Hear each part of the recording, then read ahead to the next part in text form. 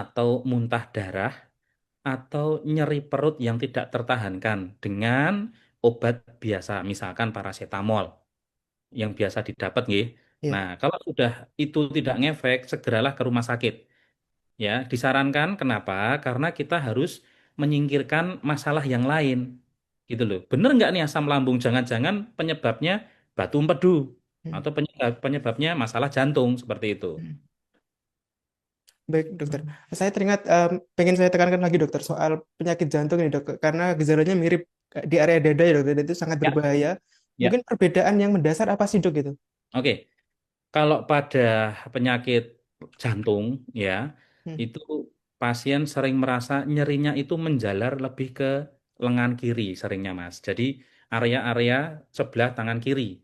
Hmm. Tetapi kalau lambung itu lebih ke tengah atau di belakang tulang dada yang bagian tengah. Gitu. Nah, juga kalau lambung, kalau jantung itu pasien mudah lelah seringnya. Jadi pasien-pasien kalau jalan mudah lelah, sering deg-degan, nah itu kemungkinan ke arah jantung. Kalau lambung itu hubungannya dengan makan. Misalkan pasien telat makan atau bangun tidur. Nah, bangun tidur kok nyeri, Dok? Hmm. Ya, gitu. Kenapa kok bangun tidur nyeri? Karena asam lambungnya itu lama mengiritasi posisi tidur. Itu kan asam lambung dia mengiritasi kerongkongan. Ya. Nah, itulah yang menyebabkan kadang terasa panas ketika bangun tidur. Oke. Seperti itu. Salah satunya itu, Mas. Berarti dalam jangka panjang itu juga bisa melukai kerongkongan nih dok ya kalau asam lambung. Benar sekali. Hmm. Benar sekali. Jadi kerongkongan juga bisa ikut kena. Namanya baret esofagus atau kalau di teropong itu merah semua di kerongkongan. Hmm. Baik dokter, tadi sempat disinggung juga soal pola makan dokter. Apakah benar Hmm. orang yang punya asam lambung itu makannya benar-benar harus teratur, diusahakan pada jam yang mirip-mirip gitu dokter setiap harinya? Kalau fase pemulihan lebih baik diusahakan seperti itu. Oke. Karena dia akan melatih enzim lambung itu terproduksi secara teratur. Jadi Hmm. memberi kesempatan lambung untuk istirahat dan untuk perbaikan. Oke. Ya. Tapi kalau sudah tahapnya lebih lanjut lagi, ya itu bisa jadi terapinya akan berbeda, Mas. Obatnya pun Hmm. yang diberikan akan berbeda. Berarti bergantung kondisinya ya dok ya. Ya, Oke, kita sudah membahas lengkap banget nih dok semuanya dari penyebab. Mungkin kita justru akan berbicara soal yang sebelum itu semua dokter. Pencegahan dok. Apa yang bisa kita lakukan agar tidak sampai asam lambung itu naik dokter? oke.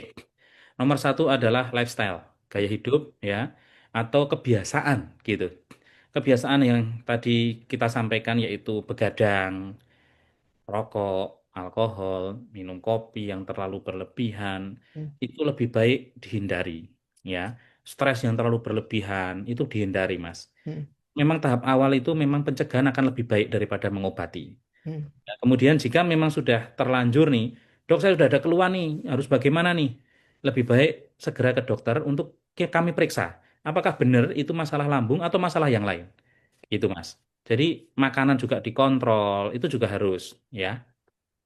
Baik, sobat sehat semuanya. Mungkin saya jadi teringat nih, Dokter Suryo ini kan seorang dokter spesialis bedah dan subspesialis bedah digestif gitu. Mungkin dokter bisa menjelaskan dokter, bedah digestif itu apa sih dan apa kaitannya dengan asam lambung dan layanan apa yang bisa diberikan dokter di RSPKU dokter? Oke. Jadi ini cerita sedikit Ya dok. tentang rumah sakit PKU dan tentang bedah digestif. Jadi Hmm. bedah digestif itu adalah cabang ilmu bedah, Mas, yang Iya, menangani masalah bedah dari mulai kerongkongan, saluran cerna ya, dari iya. mulai kerongkongan, lambung, usus, pankreas, liver, limpa, sampai nyon sewu ke anus, begitu. Jadi semua seluruh organ pencernaan kita, terutama di area perut, itu adalah bedah digestif, seperti itu. Nah, terkait dengan pelayanan yang ada di Rumah Sakit PKU, kami di Rumah Sakit PKU itu bisa melayani secara paripurna, holistik semua masalah yang ada secara open surgery atau bedah, atau dengan laparoskopi, bisa juga untuk diagnostik endoskopi maupun kolonoskopi, Hmm. teropong usus maupun teropong lambung, itu kami bisa, Mas. Jadi semua sudah lengkap kami di Rumah Sakit PKU Muhammadiyah Surakarta. Berarti kesimpulannya kalau sudah merasa asam lambung bisa salah satunya ke dokter Suryo ya dok ya? Oh, dengan senang hati. Oke. Dengan senang hati silahkan datang, nanti akan saya cek ya, apakah benar masalah lambung atau sebab yang lain. Hmm. Bisa jadi masalah empedu, ya kan? Bisa jadi masalah yang lain. Nah, Nanti dengan USG perut, sampai dengan CT scan, atau kasus pembedahan yang minimal invasif, diagnostik dengan endoskopi pun kami bisa. Oke. Seperti itu, Mas. Baik, pemirsa dari Tribun News dan Tribun Health semuanya, tidak terasa kita sudah berbicara 20 menit lebih. Semua pertanyaan penting juga sudah saya sampaikan ke Dr. Suryo. Mungkin kita bisa meminta Dr. Suryo untuk memberikan semacam kesimpulan dari pembicaraan kita hari ini. Silahkan, dokter. Baik, kesimpulannya, asam lambung belum tentu sebuah asam lambung.